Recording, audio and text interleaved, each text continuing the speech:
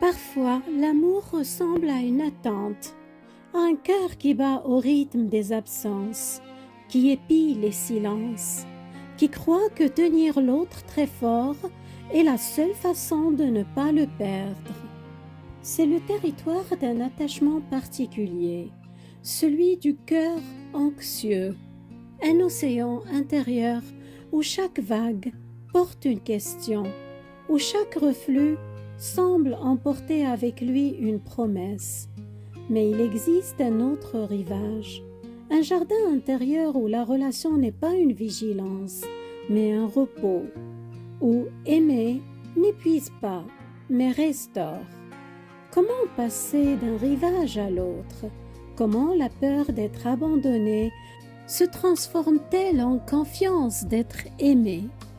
C'est le voyage que je vous propose aujourd'hui, une traversée, vague après vague, de l'océan anxieux vers le jardin sécure, une exploration concrète de ce qui change dans le couple, l'amitié, la famille, le travail, quand la sécurité commence à germer en soi.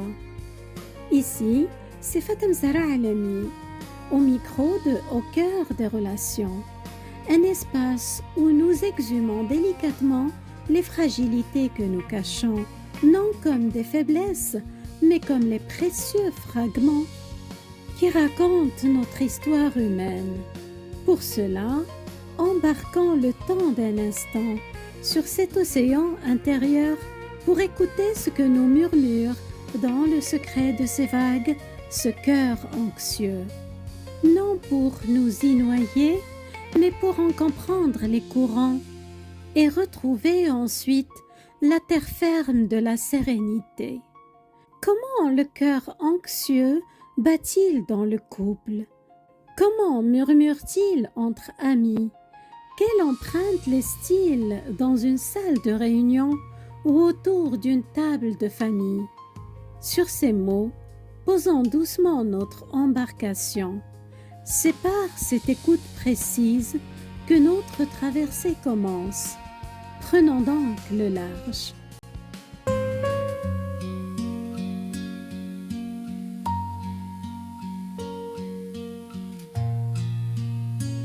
Regardons cet océan de près, dans le détail de nos vies. Comment son ressac modèle-t-il nos rivages les plus intimes et nos relations les plus ordinaires? L'attachement anxieux n'est pas une humeur, c'est une grammaire relationnelle, une langue que l'on parle sans même s'en rendre compte et qui colore chaque connexion. Commençons par le lieu où cette langue est souvent parlée avec le plus d'intensité, la relation de couple. C'est souvent ici que la grammaire de la peur compose ses phrases les plus complexes et que la crainte de l'abandon trouve son écho le plus puissant. Dans le couple, c'est souvent la peur en filigrane.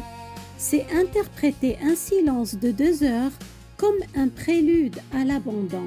C'est avoir besoin d'une preuve d'amour pour respirer à nouveau et ne plus savoir où finit l'autre et où l'on commence.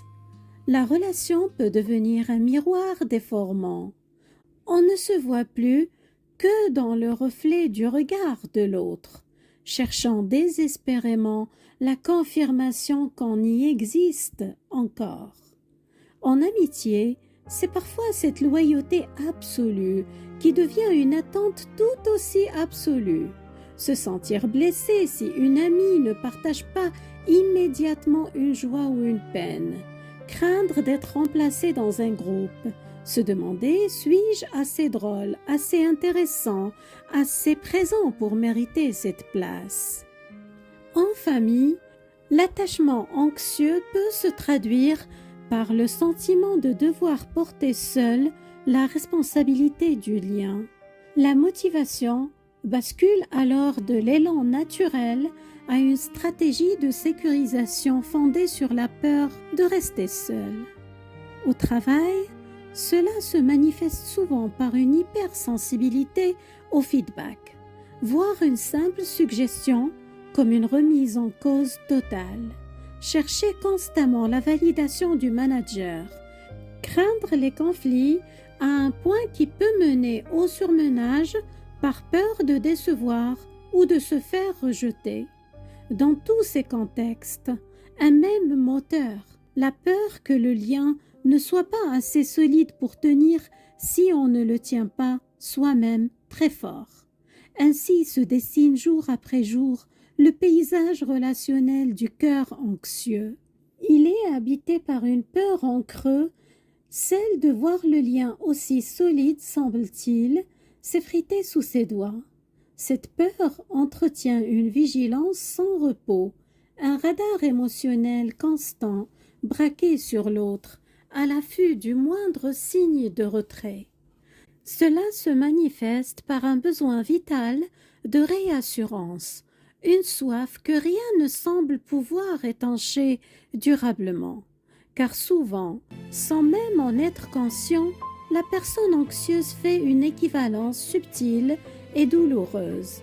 Elle confond sécurité et intensité. Elle cherche dans des preuves de validation ou d'amour toujours renouvelées, toujours plus nettes, le sentiment de stabilité qui lui manque à l'intérieur. Mais comme on ne peut pas construire une maison sur des vagues, cette quête devient un cycle. Le lien est vécu comme fragile par essence, précisément parce qu'on exige de lui une intensité permanente, une confirmation sans cesse réactualisée qui, paradoxalement, ne rassure jamais vraiment. C'est demander à l'océan de devenir un rocher.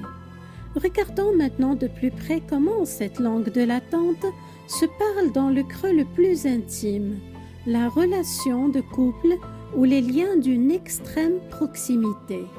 Ici, elle se traduit souvent par une ponctuation continue de messages, de petits signes qui sont comme autant de bouées lancées sur l'eau pour s'assurer que l'autre est encore là. Le silence, au lieu d'être un espace de respiration, devient une page blanche sur laquelle on écrit immédiatement un scénario catastrophique de l'abandon et du rejet. C'est un cœur partagé entre la peur de déranger et la peur encore plus grande d'être oublié. Alors, pour tenir le lien à tout prix, il peut avoir tendance à trop donner, à trop s'adapter, à fondre ses contours dans ceux de l'autre. Poser une limite, dire non, devient un risque insupportable, car il ressemble au premier pas d'un éloignement. Souvent, sans le vouloir, cette énergie attire et se nourrit de son opposé. Les profils plus distants évitant et une confusion profonde s'installe, on prend l'intensité émotionnelle, même douloureuse, pour de la connexion véritable. La tempête semble être la preuve que l'on compte. Mais il faut le comprendre, l'attachement anxieux ne cherche pas au fond l'amour, il cherche la certitude de ne pas être abandonné. C'est une quête de sécurité, pas de communion. Cette quête est gouvernée par des croyances silencieuses gravées par l'histoire. Si je ne fais rien, je vais être abandonné. Aimer, c'est être fusionnel. Si je suis moi-même et je pose des limites, l'autre va partir. Le calme relationnel n'est que de la froideur. Derrière ces croyances se niche une réalité émotionnelle plus simple et plus douloureuse. Cette personne n'a tout simplement pas appris la sécurité émotionnelle. Elle a appris très tôt que le lien se maintient par l'effort, par la vigilance. Son système d'attachement et parfois son système nerveux tout entier est resté en état d'alerte, confondant la proximité avec un champ de bataille à surveiller et l'amour avec une récompense à mériter sans cesse. Mais ce qui a été appris peut bien être désappris. C'est cette mécanique à la fois brillante et épuisante que nous allons maintenant apprendre à démonter pièce de conscience par pièce de conscience.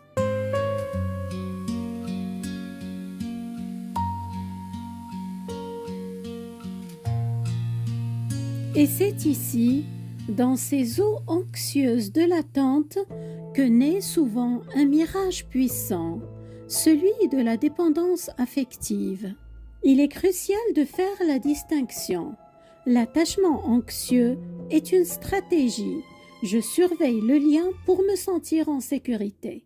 La dépendance affective, quant à elle, est une croyance.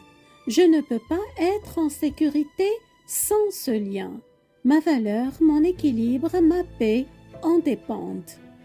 C'est la différence entre avoir peur de la noyade et avoir fait d'une autre personne sa planche de salut. L'attachement anxieux a soif de connexion. La dépendance affective a érigé une personne ou une relation en unique source d'eau possible. Dans la dépendance, l'autre n'est plus un partenaire, mais un objet de survie. On ne l'aime plus pour ce qu'il est, mais pour la fonction qu'il remplit. Calmer notre angoisse existentielle. C'est un amour qui étouffe, car il est né de la peur et non de l'abondance. Reconnaître ce mirage est le premier pas pour le dissiper. Apprendre à nager par soi-même plutôt que de chercher une bouée dans les bras d'un autre.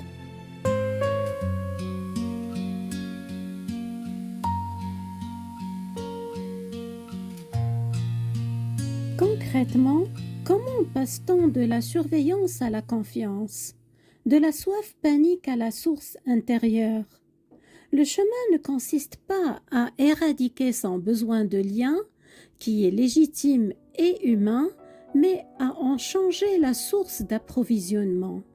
Il se construit sur 5 piliers que l'on érige tour à tour, chacun venant renforcer l'édifice entier de la sécurité intérieure. 1. Le pilier intérieur, sécuriser la relation à soi. C'est l'art de l'auto-apaisement, cette capacité à calmer sa propre alarme. Cela passe par identifier d'abord ses déclencheurs, ce silence, cette distance, et faire la distinction entre la peur actuelle et la blessure ancienne. Quand l'anxiété monte, ce sentiment d'abandon imminent, au lieu de crier vers l'extérieur par des appels, des messages, se dire « C'est mon alarme ancienne, en ce moment je suis en sécurité, je peux observer de loin cette émotion passée. » 2. Le pilier relationnel, trouver sa posture dans le lien. Apprendre à y rester sans s'y perdre. Cesser de se suradapter pour être aimé. Oser exprimer un besoin sans s'en excuser. Accepter que l'autre ne puisse pas toujours rassurer immédiatement. 3. Le pilier de l'autonomie. Cultiver son propre jardin secret. Développer une vie riche et personnelle en dehors du lien obsédant. C'est élargir son territoire intérieur pour ne plus dépendre d'un seul visiteur pour sa floraison. Retrouver une passion, un projet, une amitié, une pratique, sport, art, qui vous fait vous sentir vivant, entier, compétent. Plus votre jardin est vaste et florissant, moins la présence ou l'absence d'un seul visiteur peut le faire dépérir. 4. Le pilier du choix. Orienter sa boussole vers des relations suffisamment sécurisantes. Notre système nerveux est un miroir. Choisir des relations qui le calment. Le changement vers un attachement sécure est plus doux lorsque le lien lui-même est un port et non une tempête. 5. Le pilier de la parole. Le langage sécure en action. C'est l'art de traduire une émotion en une demande claire sans reproche. Dire « quand tu ne réponds pas pendant longtemps, je me sens inquiet. Un petit message me rassurerait. » c'est exprimer un besoin en laissant à l'autre la liberté d'y répondre ou non, sans que votre stabilité intérieure n'en dépende. C'est acter dans les faits que votre valeur est distincte de sa réaction.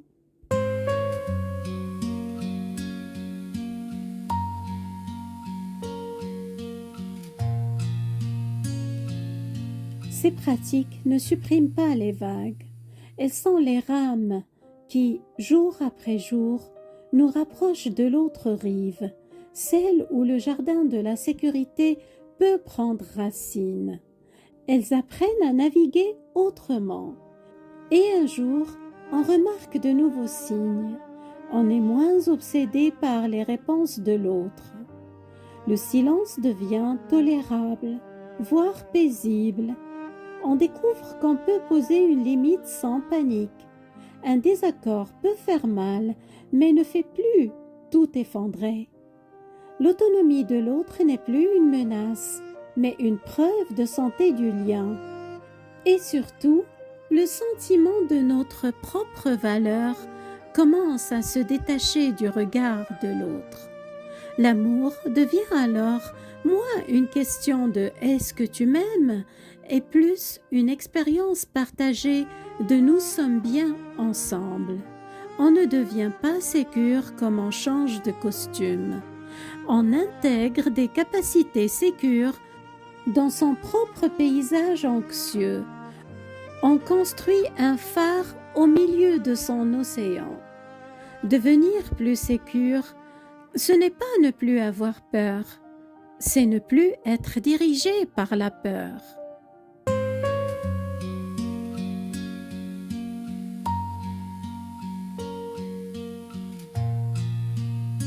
Un style d'attachement n'est pas une prison à vie, c'est une géographie qui peut être irriguée. Si vous vous reconnaissez dans le cœur anxieux, souvenez-vous, votre grande capacité d'amour, votre loyauté, votre sensibilité extrême aux liens sont des forces magnifiques et ne sont pas le problème. Le problème, c'est la peur qui les a prises en otage. Le travail n'est pas de tuer cette sensibilité, mais de la mettre à l'abri de vos propres tempêtes intérieures. De faire alliance avec la part de vous qui a survécu en veillant et de lui apprendre doucement qu'elle peut aussi se reposer. Le pont entre l'océan et le jardin se construit chaque fois que vous choisissez de vous réconforter, de recadrer une pensée, de cultiver votre joie personnelle et chaque fois que vous respirez dans l'incertitude au lieu de courir après une preuve. Votre carte intime est entre vos mains. Elle peut s'enrichir de nouveaux territoires, des îles d'autonomie, des courants de confiance, des baies abritées de paix intérieure. Et gardez ceci à l'esprit, un lien sécure ne demande pas de se sacrifier pour exister. Alors prenez soin de ce cœur qui a tant veillé. Il mérite, plus que tout, d'apprendre la douceur de la sécurité. Prenez bien soin de vous.